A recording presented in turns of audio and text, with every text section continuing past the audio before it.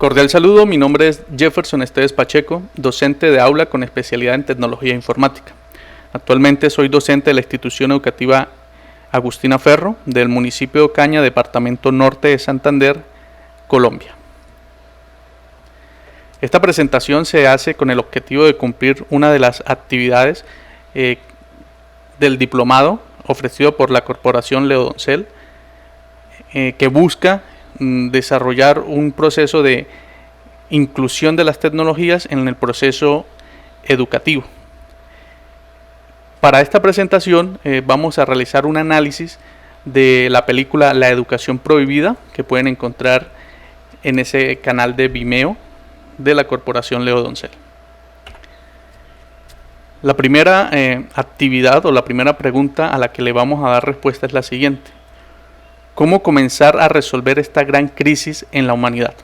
Bien, debemos entender que el proceso de educación nace desde que la sociedad o el ser humano quiere empezar a transmitir esos conocimientos, esos procesos a los demás seres o individuos de la sociedad, ¿cierto? Desde que el ser humano inicia su proceso evolutivo, se ha visto o ha tenido esa necesidad de transmitir sus conocimientos. ¿Qué pasa acá? Hemos llegado en la actualidad a un punto de estancamiento donde la educación se ciñe o se cierra en los estándares establecidos por los gobernantes, por los países, ¿cierto?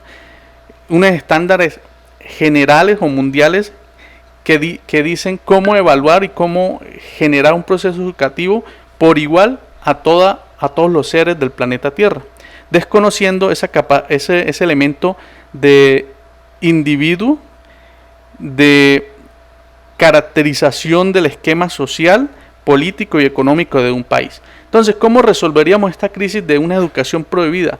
Lógicamente, como lo plantea nuestra imagen, no tener miedo al cambio y a la innovación. Y este elemento de no tener miedo al cambio o a la innovación, se centra en los 4 pilares fundamentales del proceso educativo. En primera instancia tenemos los gobiernos. Entonces los gobiernos deben empezar a resolver o a realizar políticas que se enfaticen al esquema social de su país. No empezar a tomar esquemas o legislaciones educativas de otros países y aplicarlas en el país, pensando en que esas políticas van a surtir efecto, ¿cierto? ¿Por qué? Porque es que es muy diferente aplicar una política educativa en un país como Islandia o Finlandia también, que aplicarlo en Colombia, ¿cierto? Porque podemos entender esa brecha cultural que existe entre los dos países, ¿cierto? Entonces, el primer elemento que debe empezar a realizar un cambio e innovación en el proceso educativo es los gobiernos. El otro elemento son los docentes. Entonces, cada docente debe entender y no debe tener miedo a ese cambio evolutivo en el proceso social, en el proceso educativo. Dejar de ver el proceso educativo como un flujo tradicional, donde el docente es el único que tiene la información y tiene el poder dictatorial, a evolucionar a las nuevas formas o procesos educativos, como el conectivismo, donde vemos que el estudiante y el docente están al mismo nivel en cuanto a la información o al contenido o al conocimiento de los temas, ¿cierto? Porque es que ya los alumnos tienen las herramientas para poder acceder a esa información, a ese conocimiento, que en la época tradicional solo esas herramientas las tenía el docente. En este caso, entonces, los docentes también tenemos un gran poder o una gran responsabilidad en este momento para evitar esa educación prohibida. El otro pilar fundamental son las familias. Las familias tienen que entender que la educación no solamente depende del gobierno y no solamente depende de las instituciones educativas o del docente. También las familias son unos elementos importantes en el proceso formativo del estudiante, ¿cierto? En la familia es donde el estudiante desarrolla sus procesos de ética, de valores, ¿cierto?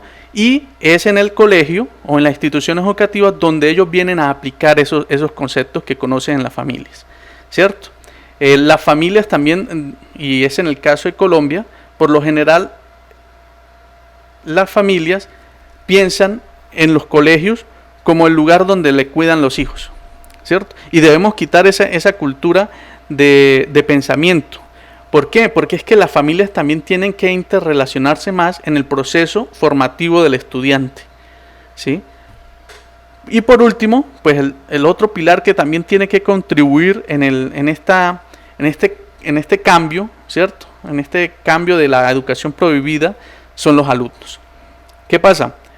Los alumnos en la actualidad no están viendo el concepto de la educación como un elemento formativo para su ser, sino como un requisito familiar, un requisito social de tener un cartón de bachiller. Entonces, ¿qué pasa? Tenemos muchos, y lo hemos notado en el concepto de la inclusión de las tecnologías, que los alumnos no saben utilizar las tecnologías en los ambientes correctos. Por ejemplo, un alumno con un smartphone, con acceso a internet, lo primero que piensa es en jugar, o estar en redes sociales o en WhatsApp, ¿cierto? No quiere decir que eso esté mal. Lo que pasa es que lo utilizan en los entornos o en los espacios no adecuados. Por ejemplo, dentro de un aula de clases, lo ideal del uso de la tecnología pues sería aplicarla al conocimiento de la temática que se está tratando en ese momento en el aula de clases, ¿cierto? Entonces, si todos estos 4 elementos, estos 4 pilares, pueden empezar a no tener miedo al cambio y realizar procesos de innovación, de culturización, pues podemos llegar a una educación no prohibida, ¿sí? Entonces la idea es esta: trabajar en conjunto estos 4 pilares del proceso educativo para empezar a transformar los procesos educativos dentro y fuera del aula de clases. La segunda pregunta es: ¿cuál es el rol de la educación en todo esto? Bien, algo muy interesante. Como ya lo hemos planteado anteriormente, la educación se crea o se diseña para transmitir el conocimiento a medida que va evolucionando el ser humano. Pero a la vez de estar transmitiendo ese conocimiento, la educación está desarrollando, está formando integralmente a seres que pueden vivir dentro de una sociedad. Entonces, como lo presenta nuestra imagen, la educación ayuda a unir todos esos elementos de etos, patos y logos, ¿cierto? De conocimiento, sentimientos y valores del ser humano para poder interactuar con los otros seres humanos en la sociedad. Entonces, el rol de la educación es muy importante. Pero ¿qué pasa? Como lo hemos visto, pues vemos que hay una desviación en ese rol de la educación. Como lo mencionaba anteriormente, se está creando o se está manejando un estándar global para medir la capacidad del estudiante sin interesar esas particularidades de ese estudiante, ¿cierto? Se están construyendo pruebas que solo se centran en el conocimiento del estudiante, el logos, pero deja de lado los sentimientos y los valores de ese estudiante, ¿cierto? Entonces todo esto parte desde las políticas que se construyen, y más adelante vamos a verlo o vamos a resolverlo en una pregunta que a continuación se presentará. Entonces, ese es el rol de la educación. El rol de la educación es integrar todos esos conocimientos, todos esos sentimientos, todos esos valores, para que el estudiante se forme como un ser integral, que pueda convivir dentro de la sociedad en la que se va a desarrollar. ¿Por qué es prohibida? Entonces aquí es donde viene todo. Esta imagen me gusta mucho. Entonces, es prohibida porque se generaliza la educación. La educación no es particular, ¿cierto? Y aquí lo podemos observar en esta gráfica que modifiqué. Entonces, ¿qué pasa? El docente, la educación, tiene unos pensamientos, ¿cierto? Pero los gobiernos construyen o generan unas políticas que obligan que este pensamiento inicial del docente se transforme en esto. Y lógicamente ese sistema político, esas legislaciones, obligan a que el docente solo imparta este conocimiento que es el que quieren los gobiernos, ¿cierto? Y aquí lo podemos ver en la imagen. Los niños ingresan a las instituciones educativas, ingresan con unos conocimientos que ellos han venido adquiriendo dentro de su familia, dentro de su proceso de socialización con su entorno, la familia, los vecinos, los amigos, el barrio, ¿cierto? Vienen en blanco, vienen con estas ideas del mundo, pero el proceso educativo que está ceñido al concepto de las políticas educativas diseñadas por los gobiernos, pues obligan al docente a formar o a eliminar estas ideas que tenían estos niños, estas hojas en blanco, digámoslo así, a llevarlas a las ideas que los gobiernos están planteando, ¿cierto? Entonces por eso vemos que, y como se presenta en el documental La Educación Prohibida, vemos cómo los alumnos pues se sienten contrarios a las ideas de la educación, se sienten aburridos, no pueden expresar sus sentimientos, ¿cierto? Y todo se centra a ingresar conocimiento, ingresar información que en muchas ocasiones no se ve, o por parte del estudiante no se entiende cómo es aplicable a mi diario vivir, ¿sí? Y aparte de esto, pues estamos obviando toda esa parte de los valores y de los sentimientos que también forman al ser integral. ¿Por quién es prohibida esta educación? Ya lo habíamos mencionado anteriormente, ¿cierto? Es prohibida por los mismos docentes, es prohibida por las familias, es prohibida por el mismo estudiante y es prohibida por los gobiernos. Prohibida por los docentes, ¿por qué? Porque es que existen muchos docentes que todavía están en el concepto de la educación tradicional, donde él es el único que tiene la información y es dictatorial, ¿cierto? Y es transmitir, soltar información. Entonces, ese es una de las actitudes del docente que obligan o que manifiestan que la educación es prohibida, ¿cierto? El otro entorno es las familias, ¿cierto? Las familias, y ya lo habíamos explicado. Hay familias que no están pendientes o no están apoyando la formación académica del estudiante. Solo dicen, vaya al colegio y listo. Pero dentro de la familia no se está ayudando a ese proceso de formación del niño.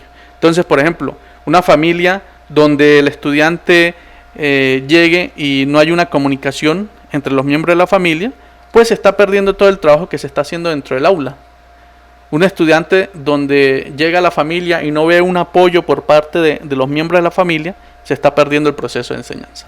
Entonces, esta forma de actuar del docente, esta forma de actuar de la familia, pues lleva a que el estudiante prohíba su propia educación.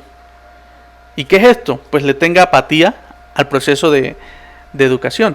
Y ese estudiante que llega al aula de clases y pues lo que hace es sentarse como una estatua o dormir dentro del aula de clase y no es participativo, es el que le pide copiar al compañero, es el que tiene el celular en clase y empieza a chatear o a jugar, ¿cierto? Entonces, todo esto, ¿cierto? Se basa o llega o es resultado de las políticas que generan los gobiernos. Y no solo políticas en el entorno educativo, políticas sociales, políticas económicas. Entonces, ¿cómo vamos a pedirle a una familia donde los dos papás tienen que ir a trabajar porque no nos alcanza el dinero y los papás llegan en horas de la noche? Lógicamente el estudiante en horas de la tarde, cuando está si digamos estudia en las mañanas, va a estar solo, ¿cierto? No va a haber una supervisión porque los papás trabajan. Entonces el estudiante no va a tener esa supervisión, se va a ver solo en el proceso educativo y entonces ahí es donde se genera este estudiante que no le va a gustar la educación, ¿cierto? Políticas educativas como vamos a inundar los salones con 43, 45 estudiantes para un solo docente. Entonces, ¿qué hace este docente? Le va a quedar muy difícil innovar y pues le va a quedar más fácil es el proceso tradicional de la educación, hacer un dictado para los 45 estudiantes. Y miren que desde esa política ya no podemos hablar de una educación particular, ¿cierto? Si más bien vamos a hablar de una educación en masa, porque es muy difícil para el docente trabajar de forma particular con 45 alumnos en una sesión de una hora, digámoslo así, ¿cierto? De clases. Entonces, creería yo que la raíz o el origen de esta educación prohibida parte de las políticas que generan los gobiernos. ¿Qué pasa? Tomar políticas educativas de otros países y tratar de implementarlas sin hacer un estudio en este país es inviable, ¿cierto? Porque lo que funciona en Chile, lo que funciona en Ecuador, lo que funciona en Estados Unidos, no es posible que no funcione al mismo modo en Colombia, porque es que tenemos desigualdad social, tenemos desigualdad económica, ¿cierto? Frente a otros países donde esa política sí es funcional. Entonces todo parte de las políticas que generan los gobiernos. La falta de financiamiento en la educación, el abandono de los gobiernos a las regiones y por ende el abandono a las instituciones educativas. No es desconocimiento de los compañeros docentes en Colombia, los compañeros docentes rurales, que son las personas que guerrean esta profesión, profesores docentes que les toca dar clases sin material, debajo de un palo de mango, ¿cierto? Porque la escuela se está cayendo, ¿cierto? Y más aún, otros guerreros son esos estudiantes rurales que le meten la ficha a su proceso de formación, que cada día se levantan a las 3, 4 de la mañana porque tienen que caminar 2 horas, 3 horas para llegar a su colegio, ¿cierto? Entonces, la raíz de la problemática en la educación son las políticas estatales. Nace del gobierno. Si los gobiernos empiezan a implementar elementos que funcionen, lógicamente la forma de pensar de la familia, la forma de pensar de algunos docentes y la forma de pensar de los estudiantes va a cambiar en pro de una educación que no prohíba. Se puede considerar que nuestro sistema educativo ha sido uno que esclaviza al estudiante más que liberarlo y darle herramientas para el desarrollo de sus potencialidades. Sí. El proceso, el sistema educativo colombiano esclaviza al estudiante. Y tenemos 2 imágenes muy interesantes de Matador, ¿cierto? ¿Qué pasa? Noam Chomsky plantea 10, si no estoy mal, 10 estrategias de manipulación, y una de las estrategias de manipulación es mantener a la sociedad ignorante. ¿Qué pasa?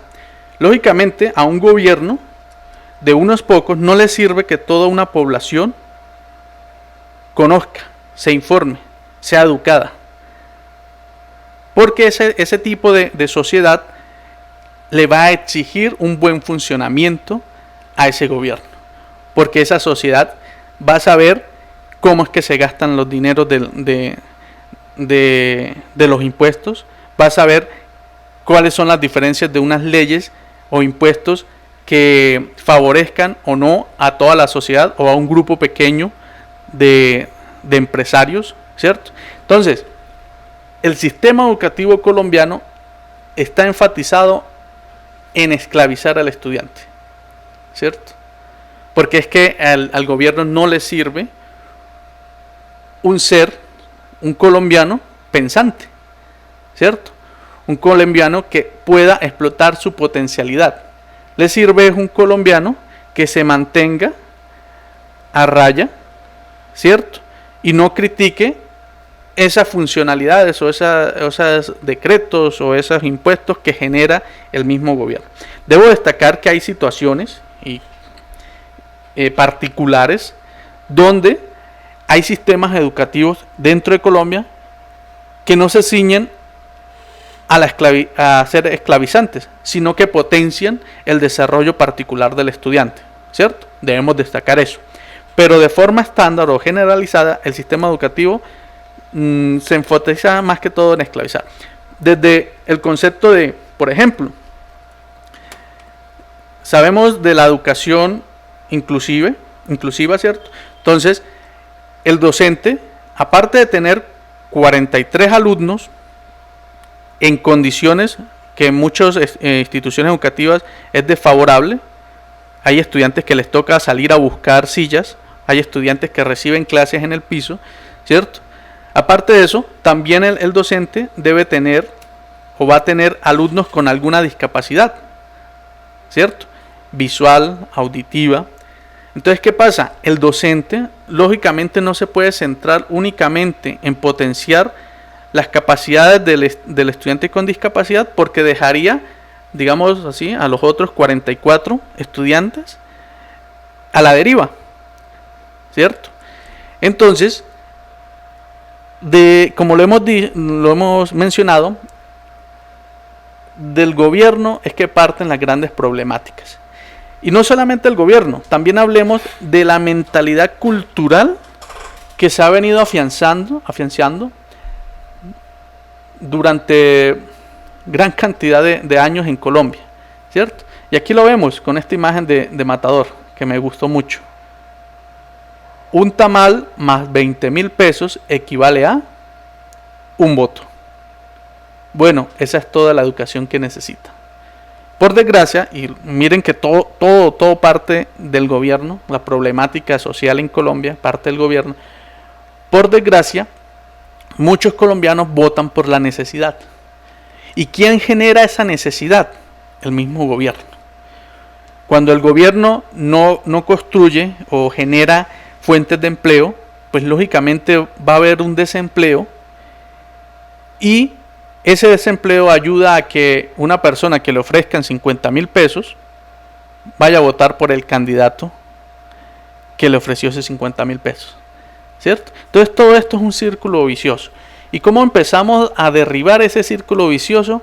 Pues es que desde las aulas se empiece a hablar de la realidad social que tiene Colombia, y se empiece a decirle o a evitar este proceso de educación.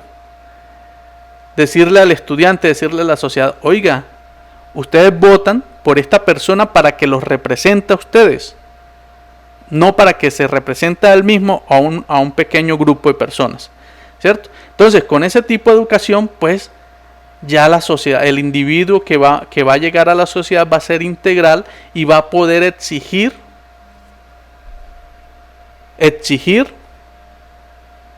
un buen funcionamiento del gobierno. Va a poder exigir que el gobierno genere fuentes de empleo, ¿cierto? Entonces, a todo esto apunta este elemento.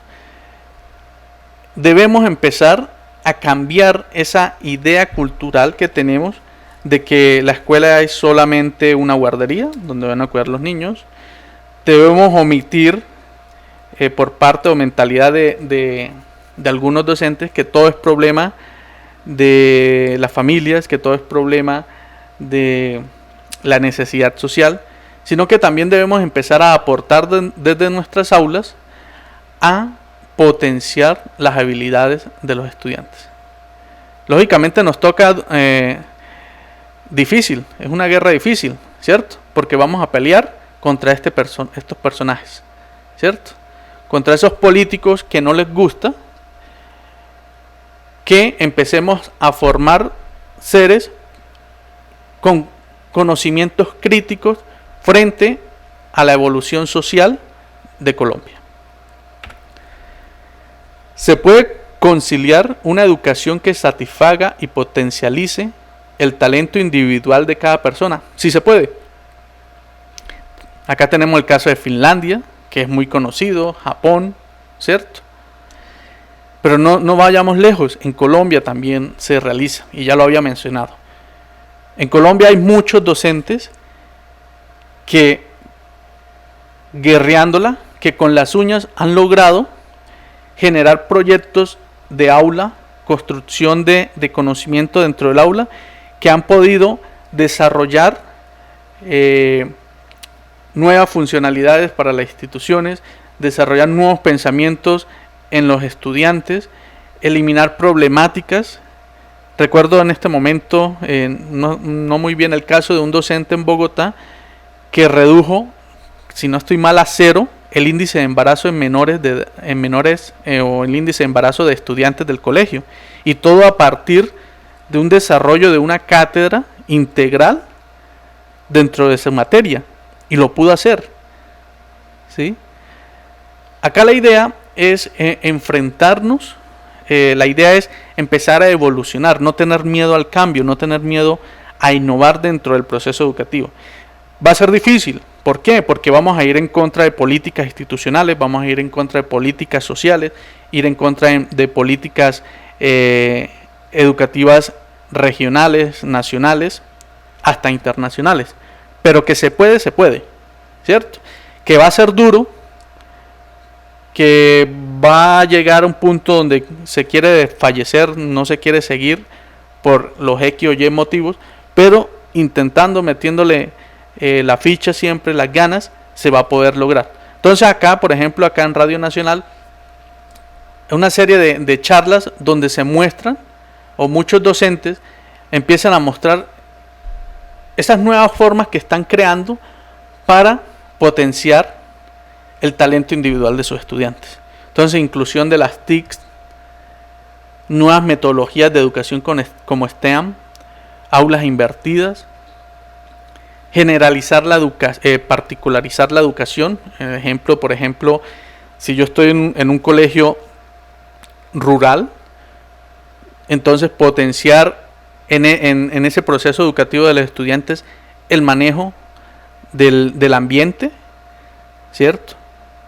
Si estoy en un colegio donde la mitad o la gran mayoría de nuestros estudiantes son de escasos recursos, entonces generar el desarrollo de huertas comunales o huertas familiares, ¿cierto? Donde se le puedan aportar elementos desde la parte educativa, elementos que le permitan al estudiante cambiar su realidad, ¿sí? Entonces, si yo le enseño al estudiante cómo construir una huerta, puedo hacer que ese estudiante ayude a conseguir alimento a la familia, ¿sí? Elementos como enseñarles procesos de manejo financiero a los estudiantes para que cuando lleguen a enfrentarse a la sociedad, o para que ayuden también a gestionar los recursos económicos dentro de la familia. Permitirle al estudiante identificar o potenciar sus elementos para que cuando decida desarrollar un proceso de educación superior, pues sepa en qué área es fuerte y pueda elegir una carrera que le pueda funcionar, ¿cierto? Entonces, sí se puede hacer. Sí se puede hacer. Es difícil, pero se puede hacer. ¿Qué propuestas de la educación prohibida le parecieron viables y cuáles no? Entonces, voy a leerles esto acá. Debo resaltar que todas las propuestas son viables, pero dependiendo del lugar donde se desee implementar, estas pueden dar resultado positivo o no. Recordemos que estos lugares son un cúmulo de variables físicas, económicas, legislativas, culturales, que afectan la aplicabilidad de la propuesta. Todo surge de la necesidad de desarrollar políticas educativas acorde a la situación particular de cada país, además de construir una mentalidad positiva frente a la educación. Entonces, dentro de la documental La Educación Prohibida, pues se hablan de propuestas, diversas propuestas educativas que han venido aplicando diferentes docentes o diferentes países en el proceso. Como dije acá, todas son viables. Viables en el sentido de que se haga un proceso de análisis, de construcción que se enfatice o que se centre en la particularidad del país. Como lo he venido mencionando anteriormente, no escoger la política educativa de Chile e implementarla tal cual en Colombia, porque es imposible que funcione, porque Chile tiene unas particularidades y Colombia tiene otras, ¿cierto? No es lo mismo tratar de implementar el uso de las TIC dentro del proceso educativo en un colegio urbano que tiene todo, las posibilidades, a un colegio rural. Es imposible, ¿cierto? Por esas particularidades. Pero es viable. Es viable siempre y cuando se deconstruya y se construya teniendo en cuenta esas particularidades. Y lo hemos visto. Hay ejemplos de docentes en Colombia que han logrado aplicar propuestas donde uno pensaría que es imposible. ¿Pero por qué lo han logrado? Porque las han adaptado. Los han adaptado a esa particularidad.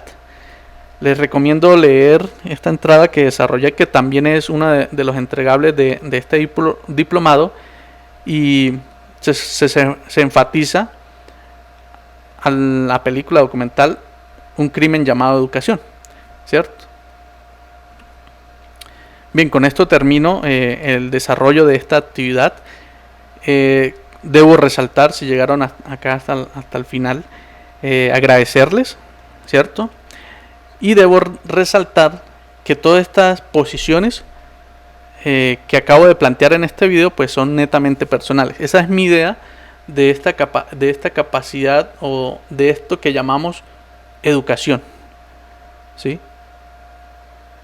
La educación, una educación efectiva, se necesita del apoyo de todos los entes o todos los individuos que conforman la sociedad.